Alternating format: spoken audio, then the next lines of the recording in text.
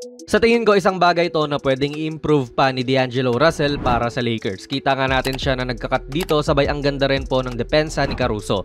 Talagang natigilan si D'Lo and hirap ng umiscore. So napakick out siya kay AR and tignan nyo siya. Tila nag-relax si D'Lo dyan sa labas habang inaantabayanan ang gagawin ni Reeves. Nag-pick play sila ni AD rito and dahan-dahang binabalik ni Russell ang sarili niya sa court at ayun, nahit niya tong contested shot sa harapan ni AC.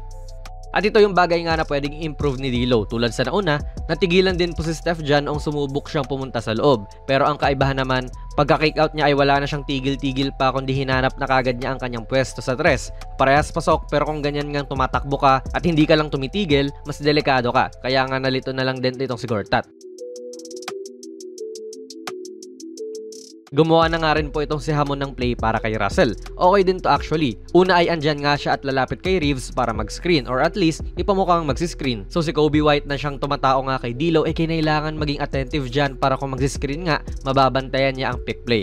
Kaya ang baba niya rin dyan, nakalayo na kay D'Lo. And ginamit nila yung pagiging mababa ni White para sa flare screen na ito. Malayo na nga siya kay D'Lo sabay si AD ay humarang pa dyan. Okay din na play para sa nag-iinit na si Russell.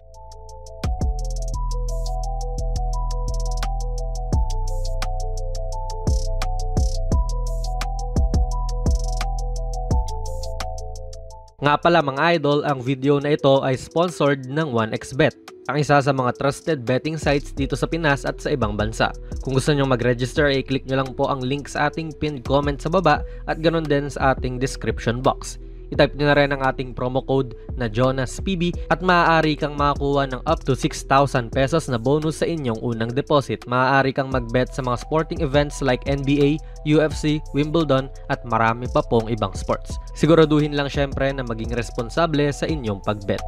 Inilagay naman po ng LA itong Bulls sa mahirap na sitwasyon dito mga idol kasi may mismatch na nga po yung Bulls kontra kay Hachimura. Walang play dyan talaga at wala ngang player movement din. Pero kung ganyan naman ang matchup na guard laban sa malapad mong forward, I think okay lang yun. Kung hindi mag-help si Williams dito, lalamunin lang to ni Hachimura 9 times out of 10. Pero nag-help nga po. Syempre ayaw naman nilang mangyari yung gano'n na bubulihin ka lang sa ilalim. And 46% shooter po itong si D'Lo sa 3 ngayong taon. Hindi pa kasama yung laro nila na ito. Malamang tumaas pa yan ngayon. So mahirap iwanan talaga.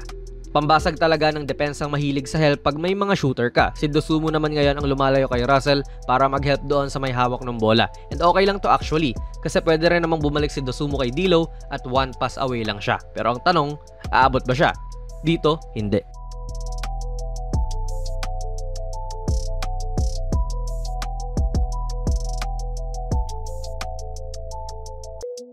Again dito mga idol, helping na naman ang Bulls. Si Caruso naman ngayon ang nasa abangis position kasi kailangan niyang mag-abang on the ball.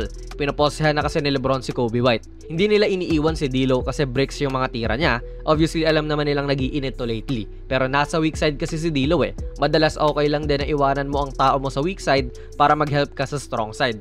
Malawak kasi ang distansya na ita-travel ng bola kung one side to another ka. Pero nalocate pa rin niya ni LeBron, pinagbayad na naman ng depensa sa pag-iwan kay D'Lo.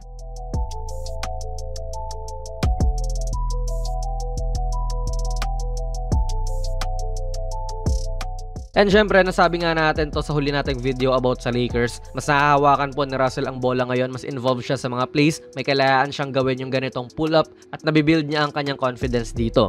And alam niya rin talagang nag-iinit siya, tumatawid pa lang, kitang-kita na gusto niya talagang kunin yung bola.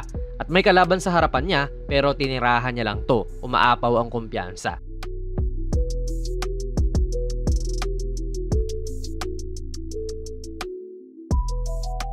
Paepekto na rin talaga siya sa depensa, hinila niya si Vooch sa labas kasi bigla-bigla nga tong tumitira katulad niyan. Nagtala po si D'Lo ng team high na 29 points and 4 assists mga idol, nakawalong 3 siya this game. Muntika na niyang mapantayan yung career high niya na 9 3-pointers made in a game at ginawa niya yon ng 3 beses sa kanyang karera. Patuloy pa rin talaga ang pag-iinit ni D'Angelo Russell mga idol at lalo lang tataas ang trade value niya rito. Or pwede rin na sa sobrang nagiging consistent na nga rin siya ay hindi na siya iti-trade ng Lakers at i-establish na niya ang kanyang sarili bilang third star ng LA. Para sa akin, kung ganito nga siya lagi, okay nang manatili siya sa Lakers. Pero kayo ba? Ano po ang masasabi niya sa video natin ngayon? Ilagay nyo lang po ang inyong mga komento sa ating comment section sa baba. Kung nagustuhan nyo po ang ating video ay pipindot na lang idol ng like button, mag-subscribe ka na rin sa ating channel at ako nga pala si Jonas PB and as always, hanggang sa muli.